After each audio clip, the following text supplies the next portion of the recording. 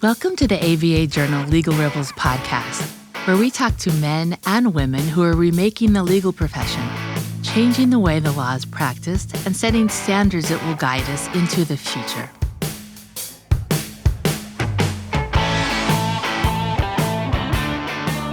Hi, I'm Molly McDonough, editor and publisher of the ABA Journal. This week, I'm catching up with ABA Journal Legal Rebels who made their way to the ABA Tech Show in Chicago. In today's chat, I'm visiting with Nicole Black, who was in our inaugural Legal Rebels class in 2009. Back then, Twitter was relatively new and law blogging was starting to blossom. Black was among the early adopters of this new way to communicate, and wanted to welcome you to the show, Nikki. Thanks for having me.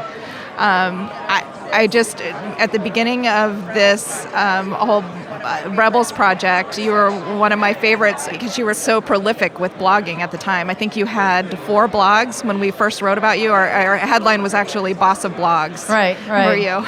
Yeah, I definitely was blogging a lot back then. And I still write a lot, but it's still blogging, but not quite as much. Do you remember the blogs you had back then? I had Sui Generis, which is a New York law blog. I still have that one, and I post my daily record articles to that. I had Legal Antics, was a legal humor blog. I had a women lawyers blog. I can't remember even what I called that one. Then I had one that was called Legal Tweets, and it was sort of Twitter conversations that I would put in one place between lawyers about different topics. I think we even did a Twitter chat with you during one of our Rebels campaigns. Yeah, that sounds familiar. Yeah, and you're still really active on Twitter, and you still do blogging. So right. How many do you have left now? Well, I blog for the MyCase blog, so I write posts for them. I write for Above the Law, but those are not blogs that are my own. And then I have my Sui Generis blog, which is my own blog, but I will repost my daily record articles there. So. And can you talk about law blogging as it's changed since you were doing your own blogs in those kind of niche areas and now are blogging on platforms that were also kind of smaller at the time and then developed into larger platforms? Yeah, I mean, it's changed a lot. I feel like the focus of legal blogging in many ways has changed as any type of online media. When people start to realize the marketing potential, it changes the conversation and the way that the media is used. So I think that's definitely happened with blogging as lawyers and legal marketers have understood the value of blogs for marketing.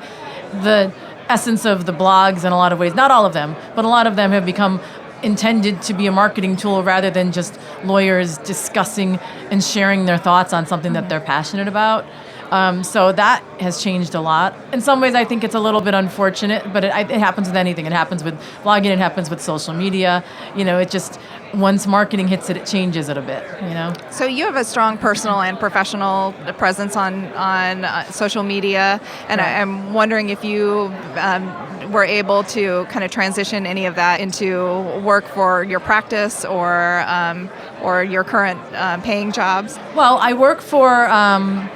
I think that all of the branding, if you want to call it that I developed from social media and my blogging and everything that came from that, the books that I wrote and the articles and the speaking, I now work for MyCase, which is a practice management company. I'm their legal technology evangelist, and everything that I was doing, I still do for them. And not for them, I work for them, but I continue to do that as a legal technology educator versus a brand spokesman, if you will. Right. So all of I still use social media. So in essence, it didn't just turn into cash. It has become my full-time job, and I have a really nice career with this company. But it was because of all my online presence, and it all started with my blog. And, and I do continue to develop my online presence. LinkedIn reached out to me about a year ago and asked if they could start featuring me on their mobile app as someone to follow in legal. And at the time, I had about 1,800 connections. And I now have 74,000 followers on LinkedIn, right. Which is where the vast majority of lawyers are, according to all of the surveys. It makes a huge difference, doesn't it?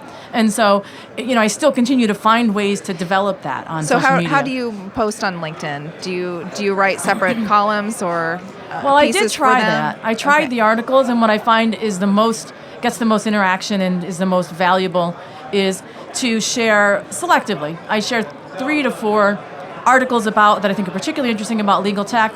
And I'll also share some of my company's stuff as well, but that's the minority. Uh-huh. But, my company produces a lot of content, and so I share that as well. But I try to find stuff that I think is valuable to lawyers who are trying to learn about technology, which fits in what I've always tried to do. So tell me what's new with MyCase and what brought you to Tech Show.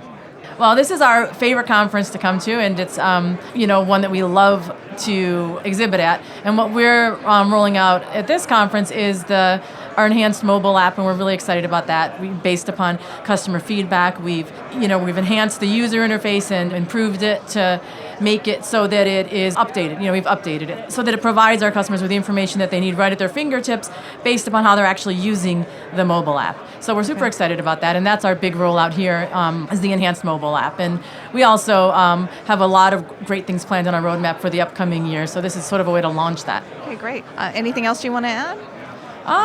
No, just thank you so much for your support over the years. I really appreciate the fact that you included me in the inaugural Legal Rebels, and I think it's a great program, and it's wonderful that you continue to do this for other lawyers as well. I'm really excited to have you here today, and I did want to ask one more thing about whether you see yourself outside of LinkedIn, maybe doing another blog. Do you have the bandwidth to write somewhere else?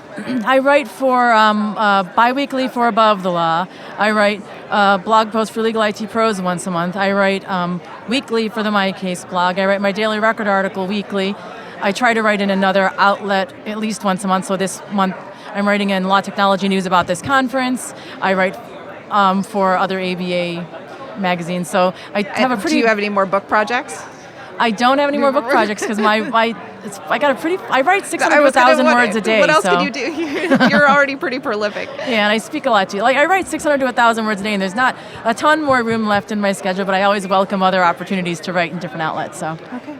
Well, thank you. I'm Molly McDonough, and you've been listening to a special Tech Show edition of the ABA Journal's Legal Rebels podcast. Nikki, I have one last question. If our listeners want to follow up with what they've heard today, how can they reach you? The best way is probably email. It's Nikki, N-I-K-I, at MyCase, MyCase.com, or Twitter, NIKIBLACK, at Nikki Black is my Twitter handle. I want to thank Nikki for joining us today and our listeners for tuning in. If you like what you've heard, please subscribe and rate us in iTunes. We look forward to you joining us for another episode of the ABA Journal Legal Rebels podcast.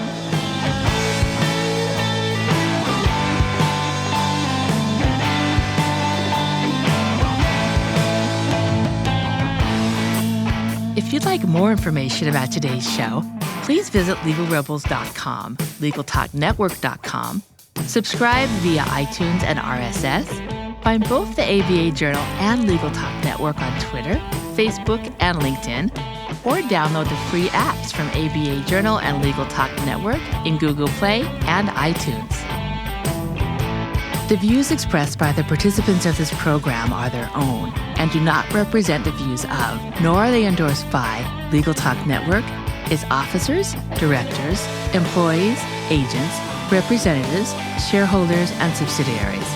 None of the content should be considered legal advice. As always, consult a lawyer.